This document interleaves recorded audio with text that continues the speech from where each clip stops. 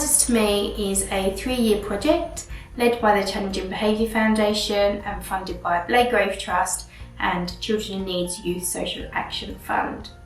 What Matters to Me has involved engaging directly with young people with severe or profound and multiple learning disabilities to gather their experiences, preferences and views, and using that to shape support and services and to influence policy. Our project focus was around transition and identifying through engagement things that were important to and for young people as they transition into adult services. Families told us about the real lack of opportunity for their relatives to be involved in consultations or decision making on things that have real impact on their lives. It's quite difficult to know Amy. It's difficult to understand what she's saying and what she does. She's non-verbal. She does use a little bit of sign language. It's always been quite unusual for projects to engage with Amy. People would just want to meet me and I would tell them about Amy rather than actually coming to meet her and getting to know her and getting to know what she likes, what she doesn't like, what she can tolerate and what she's able to do. And that's really detrimental to her because it doesn't give her a chance to let people know what she really thinks and what she really feels, and she is able to communicate that with a little bit of support. It's so important for young people like Fenton to be supported and listened to. It's their right, they deserve it, they just need to be listened to and time taken out to hear what they've got to say, because they all have something to say and give. We've explored a range of ways to engage with young people, including sessions such as story sharing, water activities, music and arts and crafts. We have also spent time observing and trialling different ways to interact and to gather input from young people, such as through the use of talking mats. Now, it's really important that we think creatively about how we can engage this group of young people. We know there is a huge cliff edge that young people and their families experience when they transition into adult services. Through direct engagement, we were able to identify what really matters and what provisions need to be in place for them to have their rights upheld, their needs met and to live a good quality of life into adulthood. We've really enjoyed being involved in the What Matters to Me project.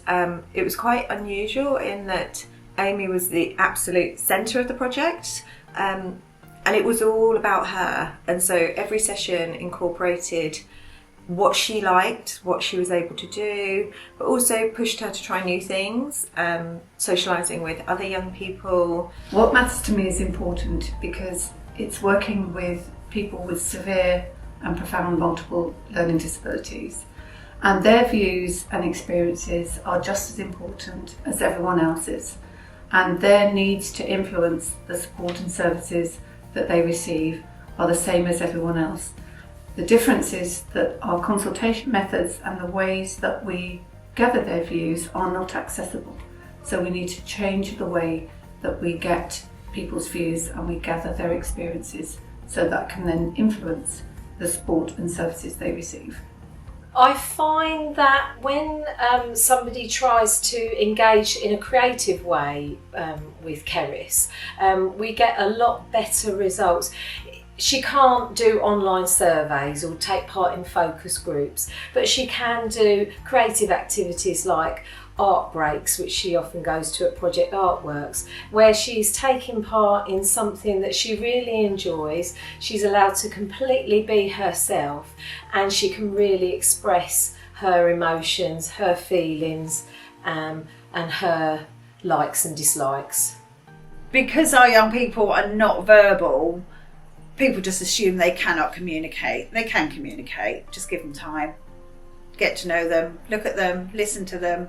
They do talk to you, they just don't use words the same as the rest of us do.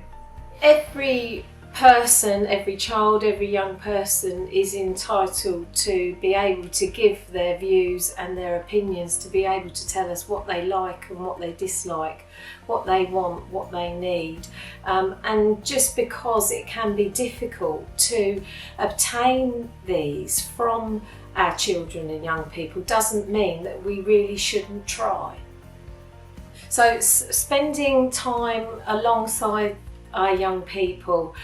Spending a day in their life can do wonders to find out what they need and what they think. So there have been multiple reports about the importance of engaging with this group of people, but unfortunately nothing changes. So this project has looked at what do we need to do, what action do we need to take so that we can seek the views of this group of people and use them to influence policy and practice. So this project identifies ways that professionals, organisations and governments at all different levels can find out the preferences and views of young people. This is illustrated by the project manifesto, which consists of 3 more films and a range of resources showcasing our insights and learning. In these films, we focus on 3 key themes. The Principles of Meaningful Engagement film explores the 6 principles identified through this project that all need to be in place when planning and carrying out engagement with this group. The case study film highlights the importance of ensuring engagement translates to influence and change. The transition film shares our 8 findings, evidenced through our direct engagement that we identified as being important to and for young people with severe or profound or multiple learning disabilities as they transition into adulthood. These films make up part of our multimedia manifesto and are accompanied by resources such as a practical toolkit, project guides and case studies. These can all be found on the Challenging Behaviour Foundation's website.